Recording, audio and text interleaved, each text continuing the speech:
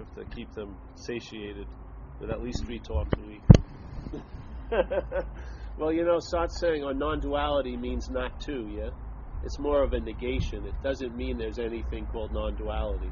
It just means there's not two. Yeah.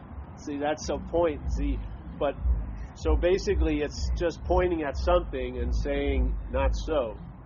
But it doesn't mean that infers it's pointing at something that is so. It's just nothing, yeah? So it's a negation. I like that because I find when people say they go into non-duality meetings, where are they? There's nowhere to go to a non-duality meeting. It's because it's more just a negation. So this is the way I like to look at it. Maybe today, I don't know, it changes. Is that it's more of seeing, in a sense, what you're not, and then in that recognition of what you're not, sooner or later, the recognition of what you're not will go on what's seeing that, yeah? So I would say you and I are the seeing of what you're not.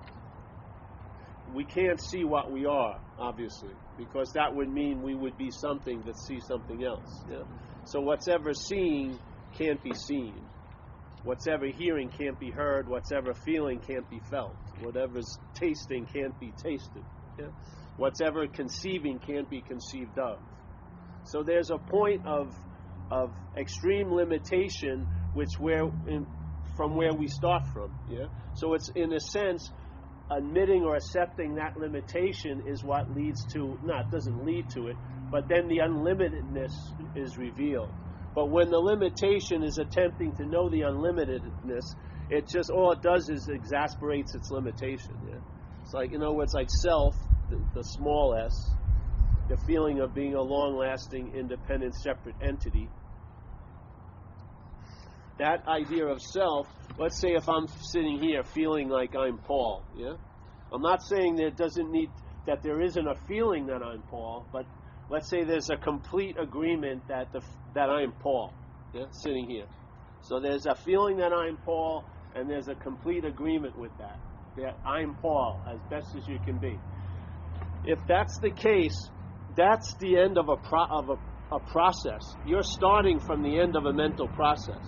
The feeling of being you was produced by a mental process, yeah? So if that feeling of being you is established, where you believe to be the alpha and omega, which is you, is maybe the step 8 of an 8-step process. Yeah, the mental process just produced this idea of being a long-lasting, independent, separate entity. It claims the act of conscious contact and says that it's conscious, and so on and so forth. And then there's the feeling of ownership or being the proprietor or the haver of life. Yeah, if that feeling's in place, you're basically the product of a mental process.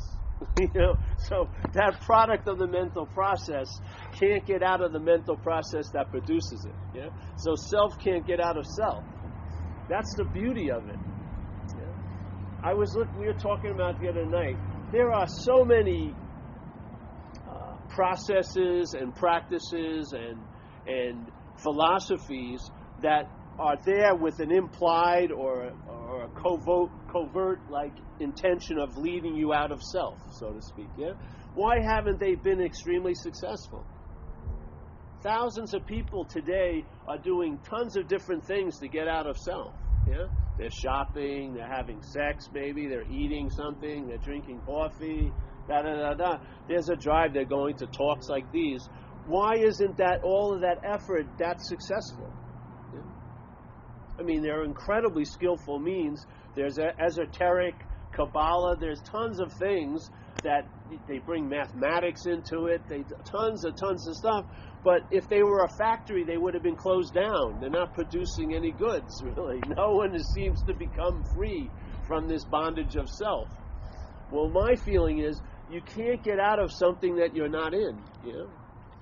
You're inherently not in the feeling. You're not in as we're feeling we're in that feeling of being self. So if you're not in it, then any way and any method of trying to get out of it fails. Because it just reinforces the sense that you were in it. And I really believe that urge to get out of it is actually the activity of being in self. That drive to get out of self is really the activity of what you would call being in self. Because if you would stop and you would land in that forbidden place of being in self, you realize it ain't bad. You know what I mean? It doesn't provoke any desire to get out. Yeah? It's only a mental place you're trying to escape from. And if you're trying to escape from a mental place, that's the prison of the mental place. The prison is based on escaping. Yeah? It's not based on a sentence that you're inhibited and put in and incarcerated. It's based on escaping from it. Yeah? That's the prison. This drive, this urge to get out of something that we're not in. And the same way that there's a lot of people that are trying to get into what they can't be out of, which is a moment. There's no freaking way you're going to be out of a moment in your own life, ever. It's an impossibility. Yet there's books and signed up things that you can 5-year subscription of how to get really, really into a moment. And then after 2 years, how to really, really, really get into the moment. And they just like turbocharge this fallacy because you can't be out of a moment. Yeah, that's the solution. The solution is the problem's imaginary. Then there's a pause. There's a pause of what? That incessant generation of seeking to get out of something that you're not in. And when there's a pause, you realize that forbidden zone of being in it is actually the solution to all that incessant seeking to get out of it. Because that's what I feel you're looking for, is you want relief from the incessant seeking of trying to get out of something you're not in. Yeah? If you let it be just the way it is, it would reveal itself not to be you. If you keep trying to push it away, it's more you than ever. Yeah? It's just the way mind works. In is out, out is in, you know. Entrance is exit, but they always lead back to the same hallway of shit and fans. Yeah? You never get out of that gauntlet of trying.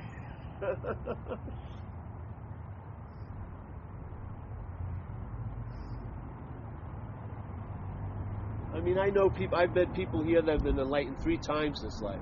I mean, which is going to be the lucky charm? The 4th one? They go on and on and on. They get an incredible event, but it's not enough. They want to move on to a more incredible event. Maybe it would be better if they'd hunkered down and just let it become normal and not so glamorous and not so explosive, and they'd see that the freedom, the transcending point is being here. Because how can you transcend something that's imaginary? It's impossible. Yeah? How can you get out of something that you can't be in? That's the feeling of being in it, is that incessant imperative to get out. Yeah. This is like, if I'm not that which is driven to get out, yeah, find out what it's like to not be that which is driven to get out. Yeah? Find out.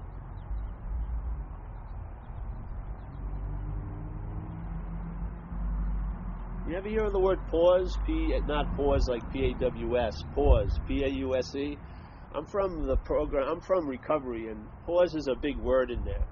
Because pause is how the life of an addict and drunk is facilitated to really change. Yeah?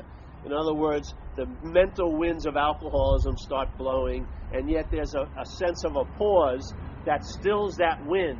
And then the incredible wind of all winds, which is stillness, becomes the overemphasized or the most influential aspect. Yeah? All those winds that huff and puff and threaten to blow the house down, there's a huge wind that is so huge it's still. That's what you start accessing. And it's when it's blowing, how it blows, it's a pause. Yeah? There's a stillness. There doesn't seem to be any movement whatsoever. And yet it quiets all that other yapping going on.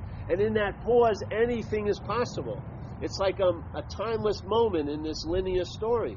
And the amount of downloads that can happen in what would look like a half a second in time, because it's timeless, a huge amount of information can download in like what would be a blink of the eye. And that information has the ability to totally change the direction of your little action figure life. Yeah? That pause to me is the closest expression of what we are here, is that pause. The pause produces a relief from what we're not, and then there's a sense of what you are in that relief, but not as what you're not. Yeah? you're never going to get the experience of your own absence. That's what people do. They really want the experience of their own absence, but they want to be there to have the experience of their own absence. You can't. It doesn't work that way. Yeah, that curiosity, that incredible little object that you're very interested in and attentive to, is dismissed literally, completely, timelessly, because it was never so. Yeah. That's why it's such a radical solution. It doesn't take time to break down what was never so. It just takes timelessness to reveal it. Yeah? You can't have it revealed in time. It can the revelation can be expressed in time as you're living it, but the revelation is timeless. It doesn't come from a process or a procedure. A process or a procedure in time is not going to evoke the timelessness. The timelessness may use that procedure as an expression, but it's not going to be provoked by it. Yeah? That's the beauty of it. And when it drops in, it's so clear and so clean, like a very sharp knife. It just cuts so cleanly what is and what isn't. Yeah? And then there's a seeing of what you're not. Yeah? You see it as a phantom. The seeing of what you're not is truly seeing nothing, and that's what you are. Yeah? Instead of every time a thought is seen, it's held as I'm the thinker of it. Yeah? So every thought is like sort of inferring there's a thinker. Like a shoe is just a shoe, but now it's my shoe. That identification as the owner of the shoe, then the shoe, every time I put my attention on a shoe, it points to the one who has the shoe. Yeah? Every time the attention is put on a thought, it's pointed to the thinker of the thought. Every time attention lights on a feeling, it's actually used to point to the one who has the feeling. This is called the obsession. This is called the loop of self-importance. Yeah, everything that is brought to our attention through conscious contact is claimed by our mental process, and now it becomes ours. The body, my body. Time, my time. Feelings, my feelings. Look at the difference between a feeling and a my feeling. It's huge. Yeah. Feeling, all right. And even less influential is your feeling. Your feeling, I could care less. Feeling, oh yeah, maybe. My feeling, unbelievable attention. Yes? Your feeling, fuck it, I'm sorry you're having a bad day, but it has absolutely no effect on me. My feeling, unbelievable. I'm fucking paralyzed on Saturday. Let me tell you about my feeling. It just stopped me in my tracks. It sounds just like my feeling. No, that's your feeling. That has no power. My feeling. Yeah? See it. See the movement of the mind through identification as, through owning, through claiming, how it uses everything that consciousness is in contact with to reflect this phantom Paul. Yeah? And it's that phantom Paul that's causing the suffering. Because life is happening, but when the phantom Paul's in place, life is happening to me. And the phantom Paul has tons of opinions why it shouldn't be happening that way. Yeah? It never embraces and accepts. It always judges and compares. Yeah? This shouldn't be happening to me. Why is this happening to me and not to Chris? It goes on and on and on and on. You have to realize why that symphony starts is in the first note, the claiming. Yeah? As soon as that note goes unseen and my is the first bell, then there's a huge symphony passes for hour upon hour upon hour. And you're not going to change that tune unless you see the first note, the act of being identified, because you'll be extremely interested in that song even though you've heard it thousands of times when it's yours. Yeah? It's the my of it. It's the identification as it and with it that sets the mind up for its attention and interest, which is available now to go into there and then. Watch it. It's right there to see. It shows it's so blatantly sure of itself, it reveals its whole mechanism right every freaking day. With one little example, you can see the principle of its whole endeavor. Yeah? It's not rocket science. You see it. What's the first movement? Claiming. Yeah? What's the first movement of something that doesn't have a life is to claim it. Yeah? It doesn't have one, so it has to claim. That's its incessant habit. Once it claims and calls it yours or mine, everything changes. Just like if you were sitting in a park and there was 30 kids in the park, your attention and interest would go to the one that was yours, yeah? That's where it would go. It would go to yours. That's exactly what it's like.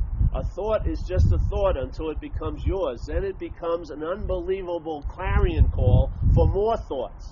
Yes? The one thought that's claimed beckons many more just like it, and then a story gets formed. Yeah?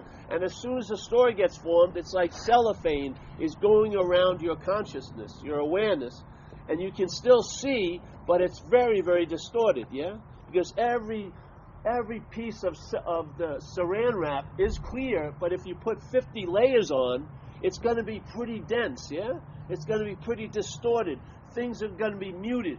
Things are going to be left up to conjecture, and that's what conditional mind does. It makes up a story about this life. All the while there's conscious contact right now. If you want to call anything love here, that's what love is. It's constantly offering the solution to a perceived dilemma. Every moment before the mental process can claim anything, there's consciousness in contact. That's why I would feel Buddha said, when you see, see. When you hear, hear. When you feel, feel. When you taste, taste. When you touch, touch. Because if anything happens after that, it's made up, really. Yeah? The hijack has already happened. That's the conscious contact. As soon as there's the feeling of you as being the one who's in the contact, the story ensues. Yeah. There's no story without an author. You got to maybe look at the author page. The author is M.Y. Yeah. The ghostwriter is always assumed and inferred and pointed at by the identification as. Yeah. The bottle is a bottle, but my bottle can tell a whole freaking story. Oh, my bottle. It's incredible.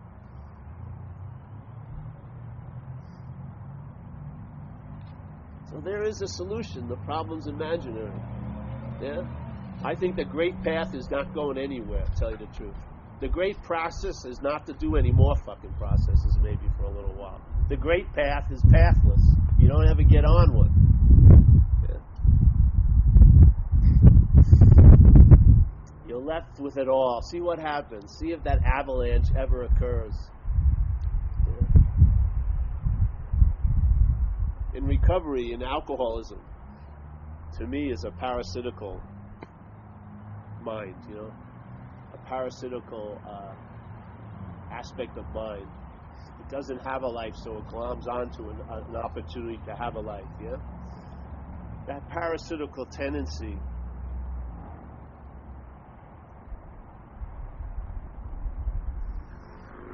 in a lot of times in people who are in addiction, they're on a very deep level of denying they're addicted, yes? They're constantly in the process of making up a story of why they're different and unique. And so a mental denial that you're not that, let's say if you heard this message, yes? And you could say, well, and you're suffering from alcoholism. I get calls from people who they need to be in a freaking program, you know, like a 24/7 program, and yet they have a hope that they're going to keep entertaining. They're not an alcoholic while they're living at their mother's house when they're 44 years old. They're totally bankrupt. They've got liver disease, but they're not that, you know? It's fucking sad in a way. But in alcoholism or addiction, and they're just extreme examples of many forms of addiction, yeah? There's a mental denial of something that you don't want to be. Let's say, like, you don't want to be a fraud, let's say. But then if you don't want to be a fraud, you're going to feel like one thousands of times, don't you? If there's that urge not to be something, you tend to feel as if you are that a lot of times. So here's this mental denial of I'm not that. But when you're denying that you're not that, you're more of that than ever. You're like a full-blown active alcoholic when you're saying you're not. It's when you go, okay, I'm going to let all this shit I really don't want to be land. Yeah? And in a way, I'm going to say that's what I am. I am completely a taker. I'm completely a user. I'm worthless. Whatever, all the ideas you've had that you've been attempting to run from. And you let it hit you. And it's almost like a collapse. What occurs is, the secondary aspect of it is, I'm not that. See, you were acting as if you were by denying it. when you allow it to be so, it shows its real nature. You're not that. But it will never be able to show its real nature if you keep trying to make it not that. Yeah? When you keep trying to get out of it, it gives it a sense of being in. Yeah? Its reality is given by our own minds. And it doesn't matter if it's a really overt, obvious trying to get out of or a subtle one. It feeds on both. Yeah? That's why I love, it says the self can't get out of self. It's so beautiful. Because here's the self trying to get out of self. So let's say you study 2 years about the obsession with self. That could be construed as an obsession with self. Yeah? Couldn't it? So you can't get out of self. There's no way you can get out of what you think you are because you're way down the line of this production. You fell off the conveyor belt. You're a hook, line, and sinker, that which you're not. Now, that which you're not is never going to find what it is. It just has to see it's not this. Yeah? I am not this product that my mind's producing. It doesn't say, and therefore you're this new improved model. No, it's just, it stops right there. So at that point, you're in I don't know, and then what occurs is you find out. And finding out is a much stronger form of knowledge than mental knowing, man. Mental knowing, I've seen people thoroughly convinced and they're unconvinced 5 minutes later. Because it's a dualistic aspect of mind. You can't convince what can be unconvinced. It just doesn't fucking work. But finding out goes to your gut, and in your gut, it can be like an unspoken yes, and then it's a done deal. Yeah? Then there's something that was revealed that never cannot be revealed. Yeah? It's just, that's the way it is. Yeah? It becomes, in a sense, an absolute. I'm not that, nor was I that, nor will I ever be that. Yeah? And so the mind comes out of the ass of self, and then what it does, it's like it's been in this mental yogic posture of selfing. It's the only asana in this giant yogic system called self-centeredness. It only has one posture, which is of being absorbed with yourself. And then, so what happens is you entertain, hey, I may not possibly be that. What occurs is, what's binding you in this posture is interest and attention. Yeah.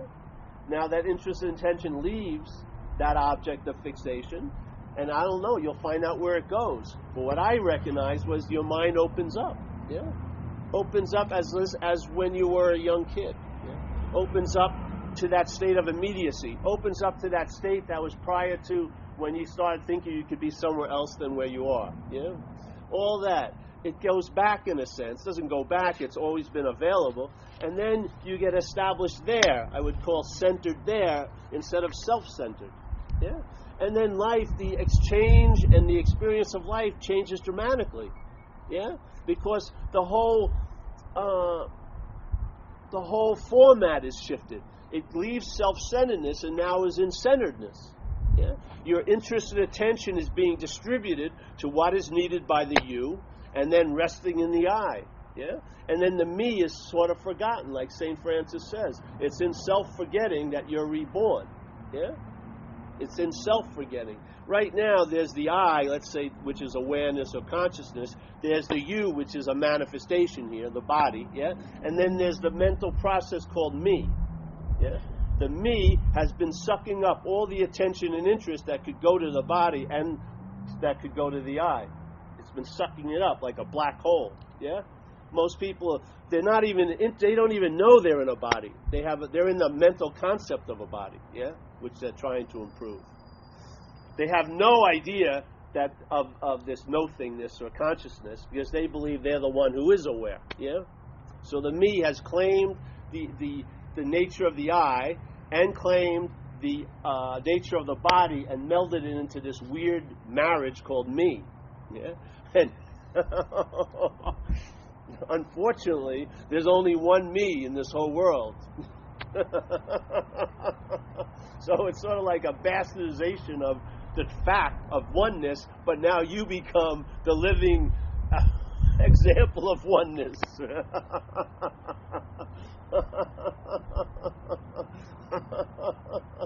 It's like Jesus. The body can't take all that. It can't. It can't be ridden by the me for long. The me just fucking drives it crazy. Yeah? And the I is just the I. It's always available at all times, but it'll be as if you're 1,000 miles away. Yeah, you'll be reading texts from 8,000 years ago, trying to get closer to what's available right now.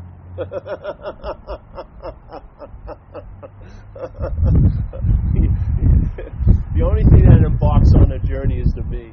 Yeah, that's the only thing. The I ain't going anywhere, and the you follows instructions. That's all.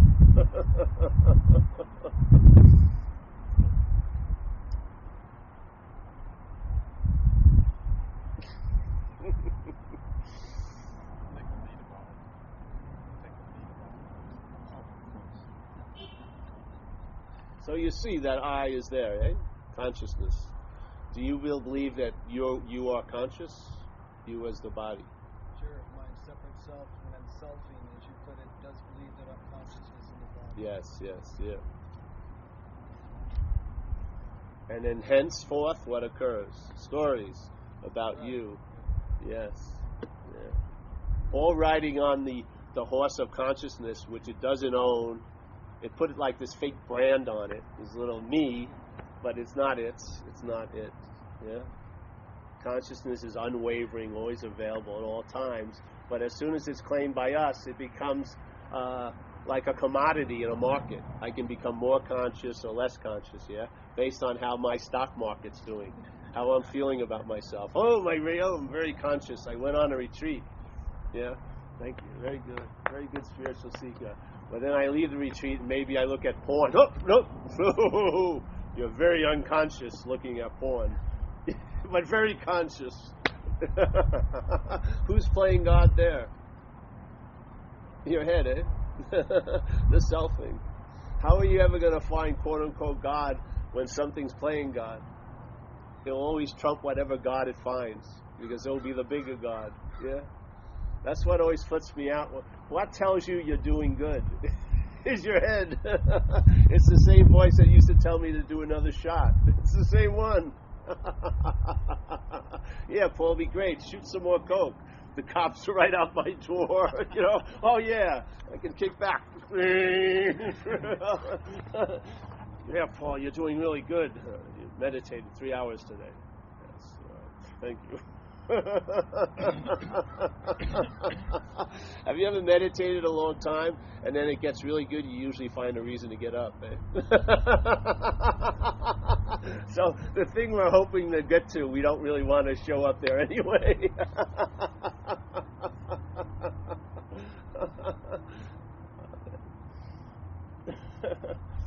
I don't care, I'm not saying anything bad or good about practices. To me, they're forms of expression of mind, yeah? If mind wants to hide something and then think it finds it in the practice, that's far out. Mind can do anything here. It's dreaming, yes? But in a sense, I find to save yourself time and realize there's no pot at the end of the rainbow, and you may just enjoy the steps as you're going, yeah? Without this overriding weather front of, I've got to arrive, when's that date going to occur? Maybe you'll just enjoy meditating. It's a nice thing to do. Maybe you'll enjoy doing Tai Chi. Maybe you'll enjoy doing service, yeah? With no agenda whatsoever. It's an impossibility in selfing, because selfing, if you really look at it, you ever hear of, Buddhism, yeah? They talked about suffering is the Four Noble Truths, and suffering is the first, yeah? Or the sense of malaise or dissatisfaction. It didn't really... We don't have we can't really define the word they use, dukkha, but it's, let's say, an overriding sense of ill ease or dissatisfaction. And then he supposedly said desire is the root of it all, yeah? So desire is the cause of all the suffering. But if you look at the mental process of selfing, it has a desire, doesn't it? Its desire is to become a self. It's constantly wanting to be something or not be something it believes it is, doesn't it? All day? So that desire to become, I would say, is one of the first desires. And it can't be fulfilled because you are of a quality already, not of a body, yeah? So the desire to become can never fulfill itself. So it's an unfulfilled desire, yeah? That unfulfilled desire produces like an irritability, restlessness, and discontent, like unfulfilled desires do, yeah? When you, let's say if you're living during a day and your lens is pretty wide, yeah? And then you see something you want, yeah? Doesn't the lens go down and start focusing on that, yeah? And then the not having it produces a disquiet in you, yeah? You're not listening to everyone else as much as you were, you're just focusing across the room at that object or whatever, yeah? You can see it. With the simplest desire, you're walking around suddenly, yeah? So, and then what happens is the distance, the seeming distant from it, produces an irritability, restlessness, and discontent. We may be very civilized and we cover it up well by having another coffee or, you know, or rationalizing or excusing it, but there's an like, I want that, I don't have it, yeah? Yeah, basically, isn't it? If all the civilization, societal shit was removed, we'd be really fucking pissed most of the day.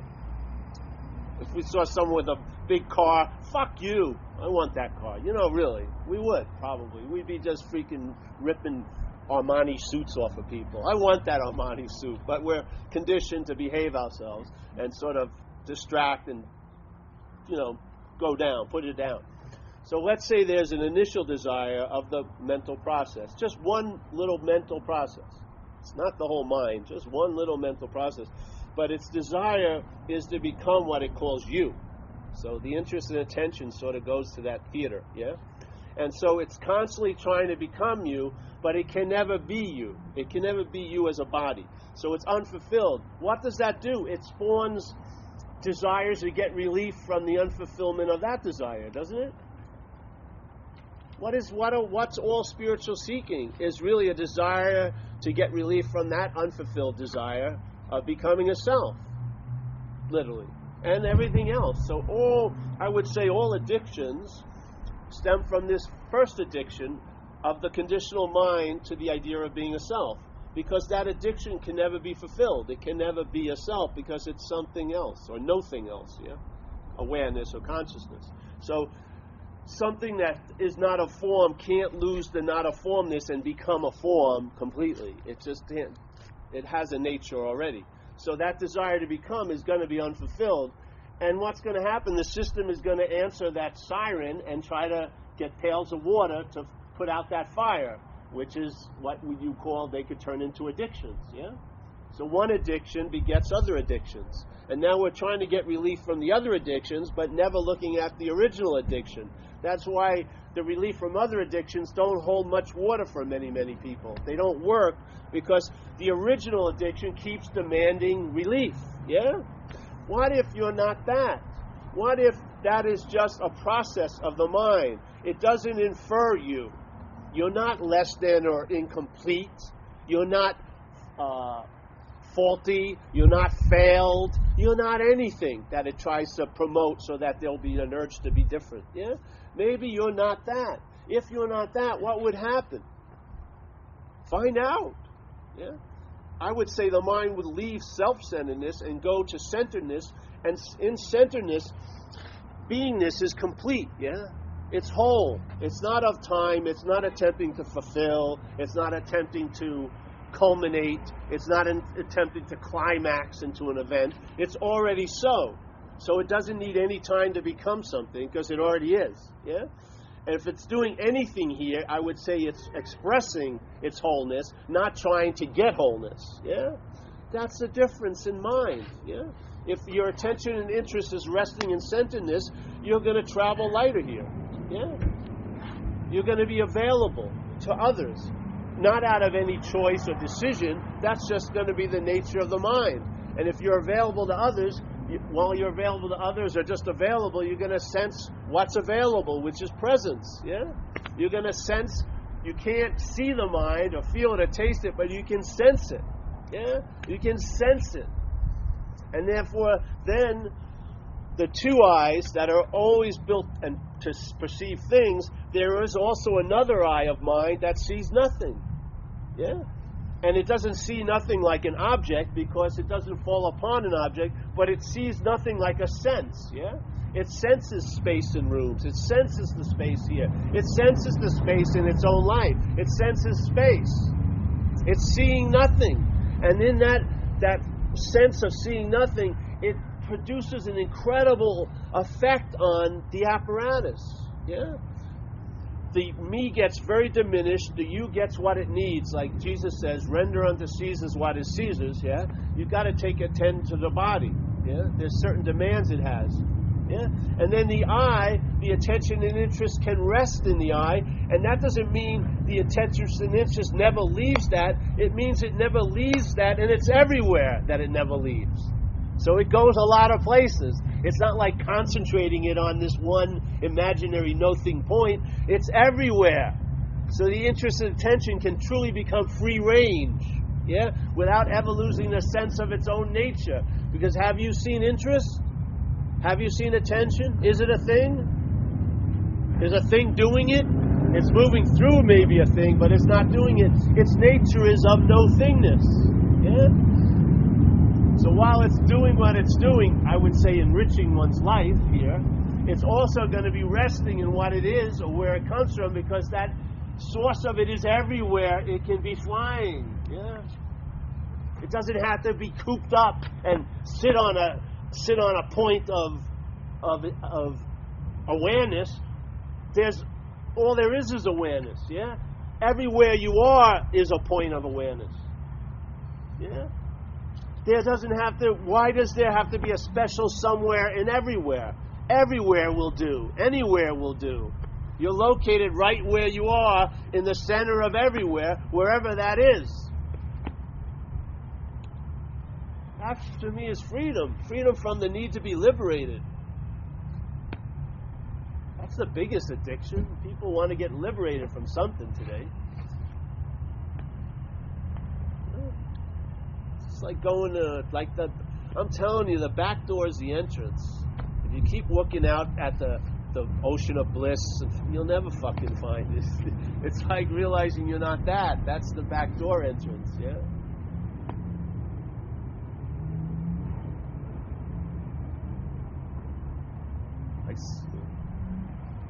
I'd love to get it across, because it was a really trick of mine. This incessant urge, to seek. Never able to rest. First of all, because it's constricted in time, yeah? So if you're feeling peace now, the mind will be thinking, I may not be feeling it later. So if you're relying on that mind to be able to enjoy peace, it never will, because it's of time, The only place to enjoy peace is of timelessness, in timelessness, right now. That's the only place it's capable of. But the mental condition is of time. Even when we get into that moment that we're so into trying to get into, when it's you getting into the moment, what that you is bringing is past and future. That's what it calls a moment, yeah? It's just a place to occupy itself with past and future concerns. You can't, it's never going to show up without those little accomplices, yeah? It's never going to be here completely, ever. Because what you are is truly here completely. What you're not can never be here completely. Yeah?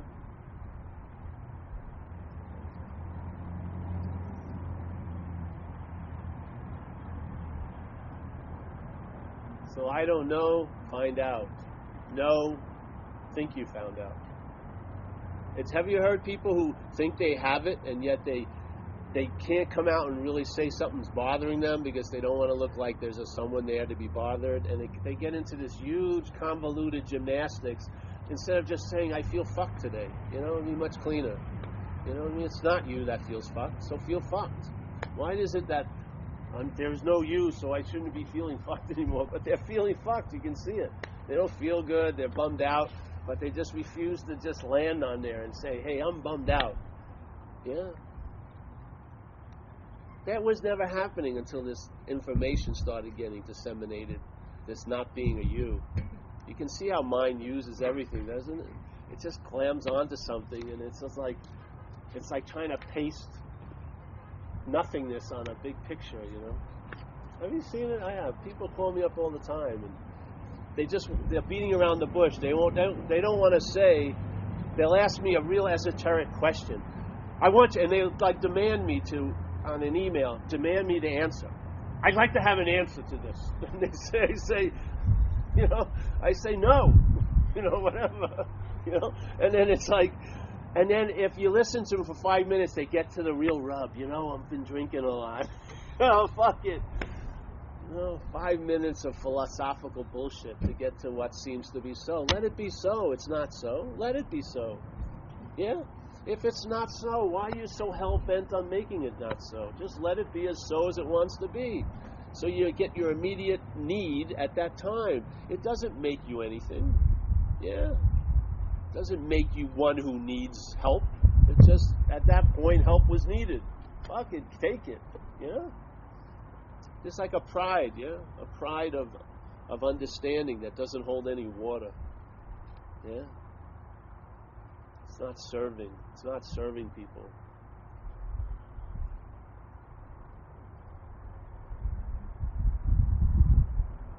They feel like the you should feel like a non-you or something. It's always going to feel like a you. That's its conditioning. That's what it's been built for. It's not built to feel like a non-you. You know what I mean? It's totally built to feel like a you. Just see that you're not that. But for that to shift and feel like a non-you is just another subtle aspect of feeling like you. Yeah, it just goes on and on. Self can't get out of self. So. Any questions today? No. Well, I got some. Oh. You think about how attempting to get out of the self, by the self, it becomes the main obstacle because that's what keeps you locked in the self. I find that the same thing applies with things as they are. Whatever is happening right now, to the extent that I don't like it, I would prefer it to be different, a little warmer, a little colder, whatever. It's kind of rejection of what is also keeps me stuck in what is, whereas complete acceptance of whatever it is, even feeling fucked, if you will, or whatever, is really the freedom from it. And it goes not only with me, but with situation as such, that goes on. So, well, let me add one thing. Yeah. In the level of acceptance, there can be your rejection of it too. That can also be accepted. Yeah? It's just that there isn't any one that's rejecting it. There's just a rejection of it. That's part and parcel of what's arising. But it's not you. As soon as it becomes you, then that becomes the fixed point. Yeah? And that's where acceptance always ends, and that's not acceptance to me. There's got to be in the acceptance of the appearance of you also. Yeah? The you, the a you, the appearance of a you. Yes? Because a lot of days my mind's not in acceptance. I go to the beach and the waves are small, I'm not in acceptance. I want those waves to be bigger.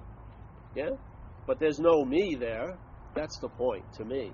It's not about any training of the you. It needs basic training. Like, see, I wasn't civilized. That's why I had to spend 2 years in a drug and alcohol program. I was like a rabid dog, yeah? So they had to put me away.